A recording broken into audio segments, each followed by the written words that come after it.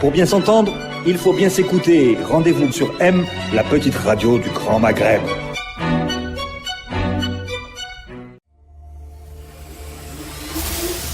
Nomadsland, une chronique d'humeur hebdomadaire vous est présentée par Ahmed Gasmia. Nomadsland, un regard décalé sur la réalité d'une époque.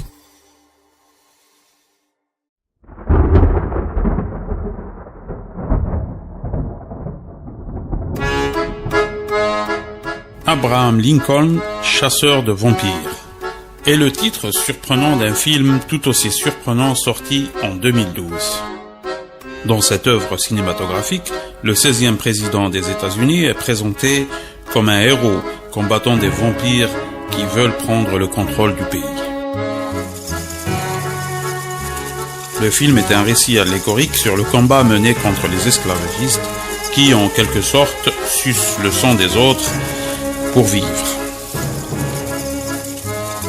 En fait, les monstres et autres créatures fantastiques ont toujours été dans le cinéma la représentation imagée d'une réalité. Les vampires, pour rester dans le même sujet, sont généralement employés dans le cinéma pour représenter des personnes fortunées et malhonnêtes qui exploitent les autres jusqu'à la dernière goutte de sueur ou de sang. Tout aussi à la mode que les vampires, les loups-garous qui, eux, préfèrent vivre à l'état sauvage, représentent les marginaux qui se battent pour survivre et qui ne se plient pas aux règles de la société.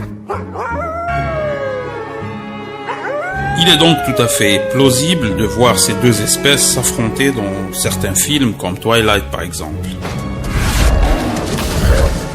Et on ne peut plus aujourd'hui parler de ces deux créatures sans évoquer les fameux zombies, dont l'apparition dans le cinéma est plutôt récente. Ces êtres ni morts ni vivants incarnent les populations meurtries et abandonnées à la misère et à l'injustice. Ils représentent également la mauvaise conscience de l'humanité. Ce n'est presque pas un hasard, d'ailleurs, que dans le film World War Z, qu'une séquence se déroule en Israël, région du monde où la conscience de la communauté internationale n'est pas particulièrement tranquille. Mais pourquoi utilise-t-on toutes ces allégories dans les films ? Principalement parce que c'est une manière subtile et peu ennuyeuse de parler des choses. Cela a toujours existé, depuis les mythologies antiques, en passant par des récits tels que Les Mille et une Nuits ou encore les fables de La Fontaine. Mais qu'en est-il exactement du cinéma algérien ? Le cinéma algérien n'emploie pas d'allégorie, essentiellement parce qu'à sa naissance, il a été utilisé comme outil de communication du pouvoir. Et le pouvoir n'avait pas besoin de dire les choses de manière détournée. Et même après la fin de cette période, nos réalisateurs sont restés dans ce genre plutôt réaliste. Un cinéma qui ressemble trop à la réalité, ce n'est pas exactement ce que cherche le public.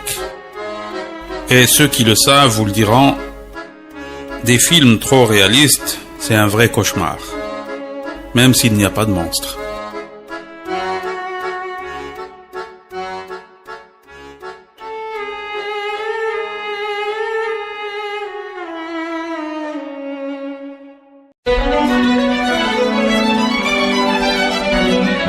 Pour bien s'entendre, il faut bien s'écouter. Rendez-vous sur M, la petite radio du Grand Maghreb.